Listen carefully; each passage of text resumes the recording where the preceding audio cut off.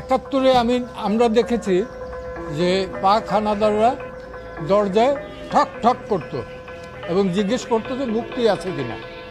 আর 2024 সালে দেখলাম যে যে দেশটা আমরা রক্তের বিনিময়ে 30 লক্ষ শহীদের রক্তের বিনিময়ে স্বাধীন করলাম, সেই দেশে ব্লক রেড দিয়ে রাতের অন্ধকারে 2টা-3টার সময় ঠক ঠক করে জিজ্ঞেস করে কোনো ছাত্র আছে কিনা। যদি থাকে তাহলে আবার মোবাইলটা চেক করে। রাস্তাঘাটেও এটা করে। কোন আইনের বলে করে, কোন অধিকার বলে করে? মোবাইল চেক করার রাইট তো কারো নাই। It is absolutely personal affair.